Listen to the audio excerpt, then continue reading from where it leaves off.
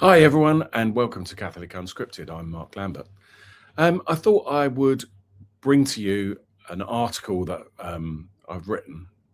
This is it, uh, which I think is, this shocking image that really struck me of Cardinal Roger Mahony meeting with Pope Leo. This was on the 22nd of January. And Mahony continues to hang around the Vatican in a most surprising way. And this is important because for lots of different reasons, and I'm going to go into all the details with you. And it's increasingly concerning. I don't know if you remember that there was this disconnect right at the moment when when Pope Leo was announced, that some people were saying, well, Cardinal Cupich seems very involved in this. And that has continued. We had Cardinal Cupich promoting and endorsing Senator Dick Durbin, who is a senator who has consistently voted against pro-life issues. And the Pope, quite interestingly, stood up for Cardinal Cupich over this issue with an impromptu comment that he made to the press. So, I think in Rome, certainly there are a lot of questions floating around with regard to Cardinal Cupich's involvement in this papacy. Obviously, Supich and Cardinal Prevost, now Pope Leo, are fellow Chicagoans. They're both from Chicago, albeit the fact that Pope Leo spent a lot of time in Peru. So they've got a shared heritage there. And I think that this meeting with Mahony speaks to that, that there's some deeper thing going on here that we need to investigate a little bit. And so I thought, because what matters is, when I saw this, there's a lot of history that goes back a lot of years. And I was sort of looking back through my notes all the way back to sort of 2013, 2018 events that have gone on. And if you bring it all together, you really do start to scratch your head. So, we have to begin by looking at Cardinal Roger Mahony, who's not a marginal or an ambiguous figure in the history of the Catholic Church's abuse crisis. He is deeply problematic, and that's because his failures were not just personal misjudgments that he made, but they were institutional decisions that were made at the highest level and over a number of years. And these decisions had catastrophic consequences for children and for the church's moral credibility, as we all know. We're all living in the aftermath of that. He was the Archbishop, if you don't know, of Los Angeles from 1985 to 2011, as Archbishop of Los Angeles, he presided over the largest archdiocese in the United States. And he did this during the very decades when clerical sexual abuse was most widespread, and when the church's response was at its most defensive. So what later emerged from internal church files was truly devastating. Priests credibly accused of abusing minors were shielded from law enforcement. They were moved between parishes, they were sent for treatment, and then they were returned to ministry. The protection of the institution consistently and repeatedly took precedence over the protection of children. These aren't just isolated lapses. They reflected a governing culture, and who was at the center of that governing culture? Roger Mahony. The scale of the resulting harm is reflected in the enormous civil settlements paid by the Archdiocese of Los Angeles, which amounted to well over $1 billion across multiple rounds and covering hundreds of victims. Those settlements were not admissions of guilt in a criminal sense, but they were acknowledgements of institutional responsibility for grievous wrongdoing.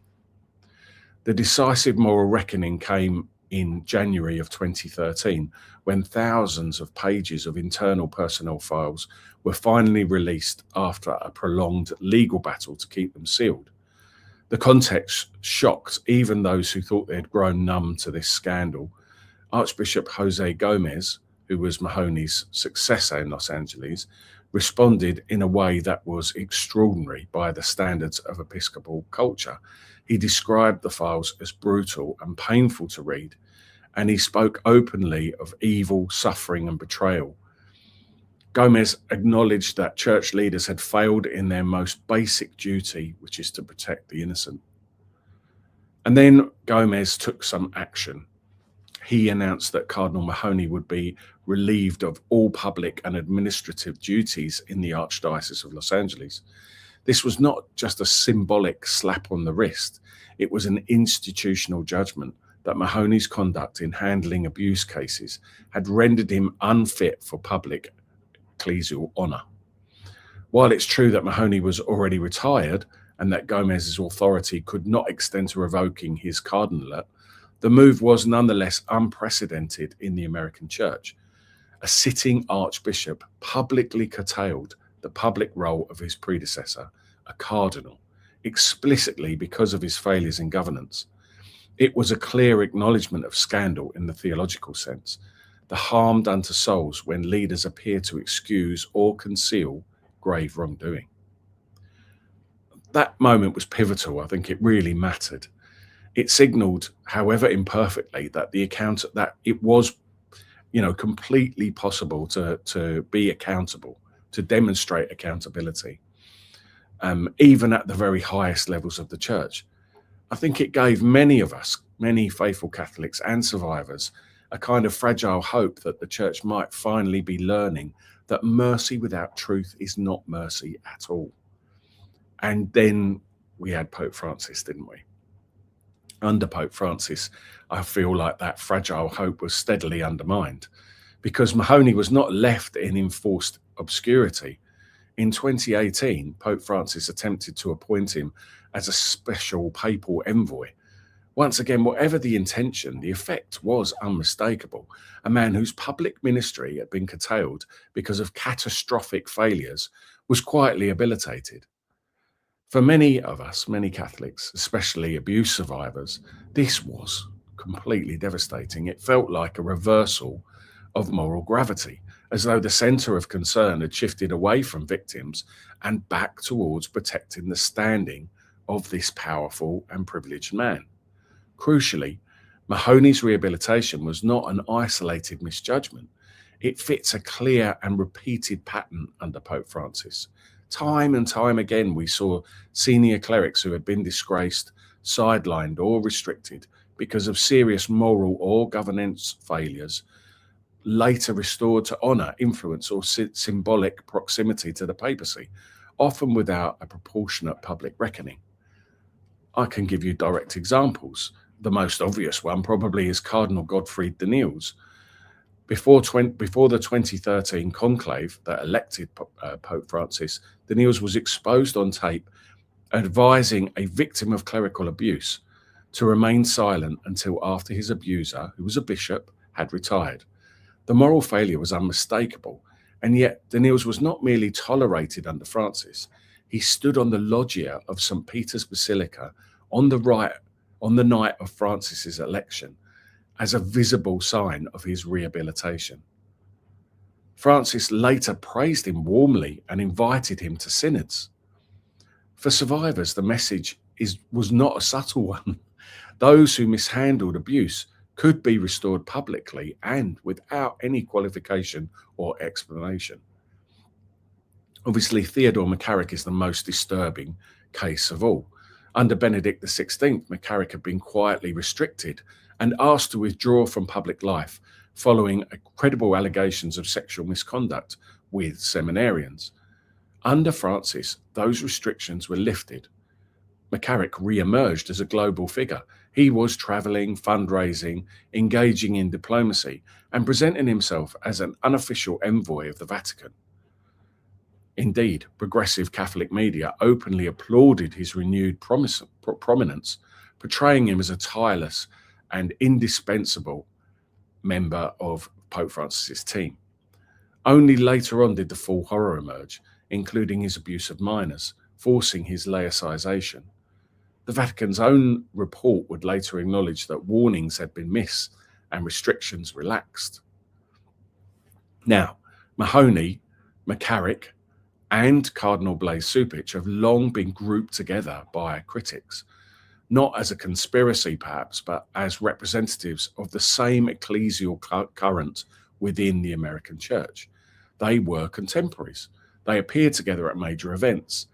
They were widely regarded by supporters and opponents alike as leaders of a progressive wing that emphasized pastoral flexibility, resisted juridical enforcement, and was deeply uneasy with public discipline, even in cases of grave scandal.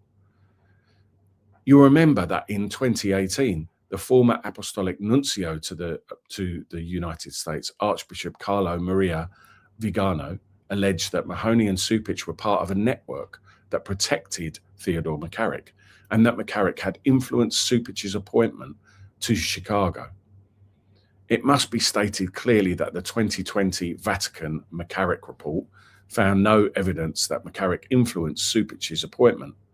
That does matter, but the report was widely considered to be a whitewash, failing to answer the important questions that were on the table. Also, the report did not deny the existence of relationships, proximity, or shared ecclesial culture. It addressed a specific claim, but not the broader perception of alignment. This is why the optics surrounding Pope Leo are so explosive. Leo is the first American Pope. He is a native Chicagoan. He is known to be friendly with Cardinal Cupich. When Mahony is photographed meeting him, Catholics don't see a neutral act of courtesy, even if Leo has said privately that he will meet with any cardinal who asks. Popes do not operate in a private register. Every meeting communicates something. In a church wounded by abuse, symbols really do matter. The fear then is not irrational. It's grounded in history. Catholics see Mahony and recall Gómez's sanctions. They see McCarrick and recall his rehabilitation. They see the kneels on the loggia. They see a pattern in which mercy flows upwards, justice stalls, and victims are left to carry the burden of institutional memory. The question now facing the Church is unavoidable. Is Pope Leo merely inheriting this culture, unaware of how heavy its symbols have become? Or, as a friend of Supich and a product of the same ecclesial milieu, is he already a part of it? And that question isn't an attack, guys. It's a plea for clarity. Because mercy without justice does not heal, it corrodes. And when the Church appears to indulge the powerful while preaching repentance to the weak, it loses not only credibility, but its moral soul. Holy Father, this is my appeal to you. This photograph really matters, and it's not because Catholics deny you the right to meet any cardinal who asks, not because courtesy is a sin, but because in a church still bleeding from the wounds of abuse, neutrality is no longer possible. Every gesture carries memory, every silence speaks.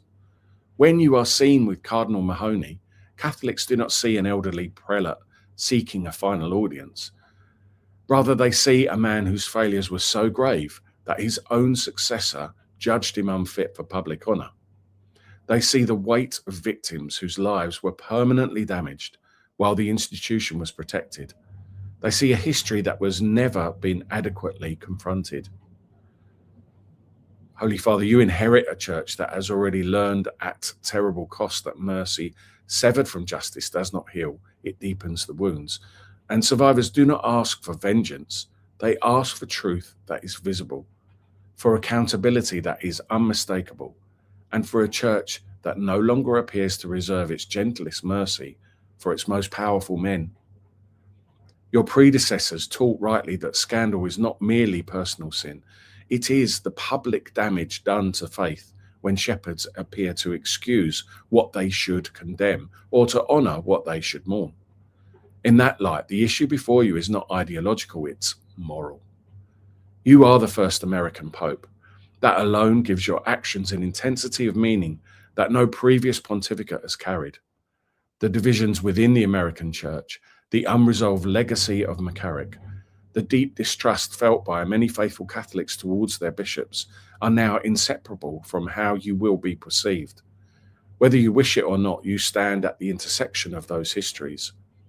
If you are seen to align, even unintentionally, with a particular ecclesial polity, one already associated in the public mind with indulgence, rehabilitation, without reckoning, and the quiet closing of ranks, then fear will spread, and that fear will not be irrational. It will be born out of memory. This is not a call for denunciation. It is a call for clarity, a simple word, a visible qualification, an unmistakable signal that mercy in your pontificate will never come at the expense of truth, nor reconciliation without justice, nor honour without repentance.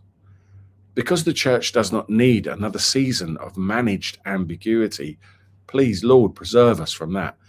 Instead, it needs desperately moral coherence. You must recognise that that is the reality.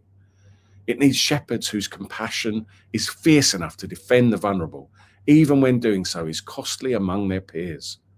Holy Father, the authority of Peter was never meant to shield the powerful from accountability. It exists to strengthen the brethren, to bind wounds without pretending that they're not there, and to ensure that the least are not forgotten when the great are welcomed. History will not judge you by the number of audiences you grant, but it will judge you by whether you understood what those audiences signified. And the faithful are watching, not in hostility, but in hope. Hope that this time, finally, mercy and justice will walk together. Please, Holy Father, don't let us down.